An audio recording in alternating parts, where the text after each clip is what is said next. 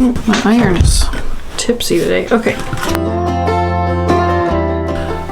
Hi, welcome. I am Nikki. This is Pin Cut Sew, and I have been working on something for the last few months. A few months is like 3 months, and I've been working on it for maybe several months. If you remember, I made this book, Wonky Houses, How-To Guide, and you all loved it. It has sold very well, and so I made a second book called Make It Wonky, an improver's guide to classic quilt blocks. And in this book, it teaches you how to make several different quilt blocks, improv style. Triangles, churn dash, all kinds of blocks, 9-patch, etc. So today in this video, I'm going to teach you how to make one of the blocks in this book called Courthouse Steps. And you can hop over and purchase this from my shop right now. And you can still get this one too. So I'll put this link in the very first part of the description and in the first comment so that you can get it easily. But today we're gonna learn how to make a wonky courthouse steps. This is a really fun block, and to give you some other examples, here's a improv churn dash I made recently. Here is an improv log cabin you might remember from my house quilt that just didn't make the cut into the actual quilt. But I think Layla wants a laptop sleeve out of this, so stay tuned for that tutorial. And let's see, here's an improv 9-patch. These are so fun to make. So if you're wanting to dip your toe into the improv style of quilting, aren't sure where to start, you can make some blocks along with me, and then you can get this Make It Wonky book and make a bunch for yourself and just see what becomes of your big quilt. Okay, so a courthouse steps block sort of goes together similarly to a log cabin. A lot of people have probably made a log cabin that have not made courthouse steps. It's just a little bit different of an order of sewing things together. But I found in my giant America's Glorious Quilts book, you've seen this before, some examples of historic, let's see, courthouse steps. I noticed a lot of times when in these historic courthouse steps quilts, they use one color for the center. A lot of times they're red. This one's pink, which I think is really pretty. And then let's see, I found one more. I love this quilt because it's very improv-y. But all of these are courthouse steps blocks. So I'm gonna show you how to make this today. I'm gonna pull out some scraps, pick something for the center, and we will get started. Okay, let me open my new book to the courthouse steps section. So how a courthouse steps block usually works is you have nice and even pieces. You start with the center, and then you add to the sides, and then the top and bottom, the sides again, top and bottom again. And so you end up with something that looks like this. Well, this is the wonky version, but if you are careful about your color choices, this can look really different depending on what you decide to do. So to make it wonky though, first we're gonna start with any center. So let me grab a center block out. And then we're gonna just need a bunch of strips. Okay, I like this. I'm gonna put this in the middle. But instead of starting with a square, we wanna start with wonky shapes. So I don't want my center to be too square. I think I'm gonna put this in the middle. I'm gonna make it pretty small, but you can make whatever size you want. And I'm going to cut some crooked lines. Okay, here's my center. Now, I want to do mine in lights and darks like my example here and like the quilt that we saw in the big quilting book. So I'm gonna pull out light and dark strips and just see what happens. I think I'll do the sides first. So I'm going to cut off a strip and I'm going to add it onto this side. I don't want to waste fabric, so I'll put it here. When you're sewing improv, you always want to leave extra, more than you think you need, because when you fold these wonky shapes out, they don't cut off straight. See, this is going to be cut off this direction, and look, I will not have enough here. So I'm going to move it over this way. Some people see this as wasteful, but it's honestly just the nature of improv, and also the pieces go back in my scrap bin, so it's really not wasted. Okay, so my first strip on, so I'm just going to press it out. I'm going to trim it off. Now you can decide if you want to do the same thing from side to side. And as you go, if you think you need to make it a little bit more wonky, you can cut it at varying angles. Okay, let me find another strip for this side. I like these stars. Sew this one on here. I'm gonna press my seams toward the darker fabric, just so they don't show through. Angle this a little bit. Okay, so with a log cabin, I would have sewn on this piece and then one here and then one here and then gone around clockwise. For the courthouse steps, I'm going to sew the sides and now I'm going to sew the top and bottom and I'm going to make these darker fabrics. So let me obsess over my scraps again.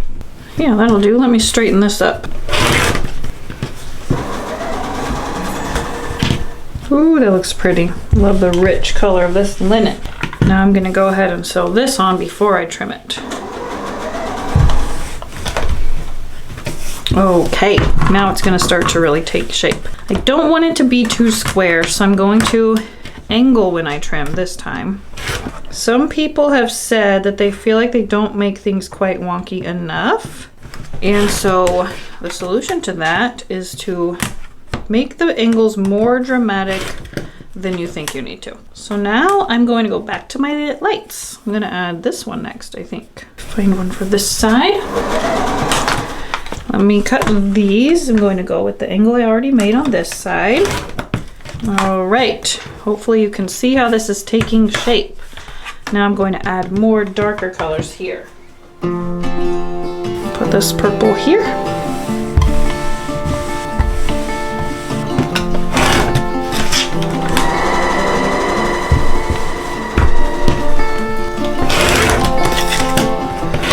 Okay, you'll notice I don't trim the sides of the pieces I just sewed on because those are going to get trimmed off when I put this piece on, and then I can decide on an angle.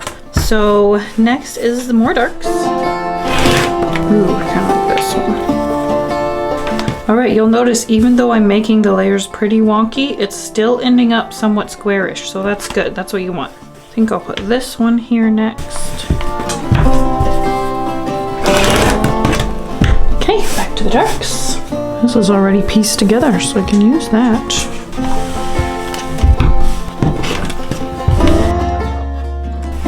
All right, I need to cut this selvage piece off. Okay, at this point, I might want to do a size check. Usually blocks in sizes of like 8 or 10 inches, so 8.5 and 10.5 unfinished, or up to 12 and even down to 6, but you get to decide. My block is almost 10 inches wide, so I might as well make it 10.5 on all sides and see if that looks good to me. All right, if I'm able to leave my last few bigger, then I'll have some room to cut this at an angle if I want to. Another use for all these tiny scraps, if you want one, to stuff things with them. So a lot of people have asked about those chickens on my door, the prosperity hens. I am finally working on that pattern, but the ones I have, they're vintage and they're from I think the fabrics look like 1930s and 40s. And you can tell they're stuffed not with stuffing, but with more fabrics. In fact, I peeked inside of one and I could see that to be true. It was all these tiny scraps. So if you're concerned about wasting the tiniest things you can't sew into anything, that is the perfect use for them.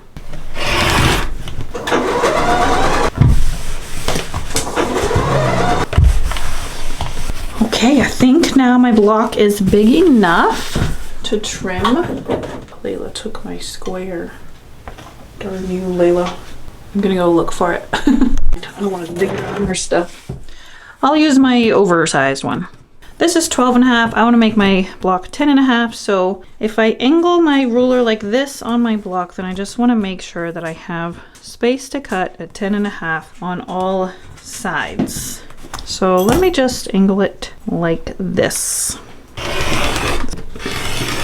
Then I will turn it. I'm going to put my ruler here at 10.5 on the sides I just cut and cut the rest. Ooh, I barely made it on this side. And here is my wonky courthouse steps. I could have added more strips to make it skinnier on the border like this, but I didn't, and this is how it turned out, and I think it's pretty cool. So now you might be wondering, what the heck do I do with it? Let's revisit our resources, shall we? You can arrange courthouse steps blocks like this, or like this. Sorry. And if you make several quilt blocks that are all wonky and all different, you can start putting them together, and it's okay if you don't have all the same size blocks. You can add pieces of fabric to make them all fit together and make yourself a big improv quilt. You can also try a medallion quilt. You can make a center block and then start building it out with borders. Or you can make a row quilt. So here's 3 courthouse steps, and then there's wonky stars above it, wonky triangles below it. So if you do not want to make more than one or a few of the same kind of quilt block, there are so many options with improv quilting. I think what struck me the most when I was looking through this Big Glorious Quilts book was how many of America's historic quilts were improv. There's not very many that look like they follow a specific pattern, you know? Here it is, the courthouse steps. Isn't this so pretty? This is very simple colors, but you can see they probably were using fabrics from clothing. Some of them are a little bit different. And then that other one that I found, look, these are courthouse steps blocks too. No, these are log cabin blocks. Look how when you arrange log cabins certain ways, they look so interesting. These are also log cabins. Wow, so much you can do with lights and darks. Okay, here it is. It looks like they English paper pieced these pieces together, and then they added the courthouse step blocks onto the side. And these are clearly made from fabrics from clothing. This was made in 1890 in New York, out of silk. So I hope this inspires you to try some wonky things, and if you want to try quilt blocks but you don't want to commit to whole quilts, you can go watch my video of things to do with orphan quilt blocks so that you can turn your fun quilt blocks into something fun and unique without committing to a big quilt. I hope you've enjoyed this. If you did, go ahead and give it a thumbs up and subscribe if you're not already, because I will be back very soon with more videos and more tutorials and the upcoming Christmas in July. Here is a sneak peek. See y'all soon. Bye.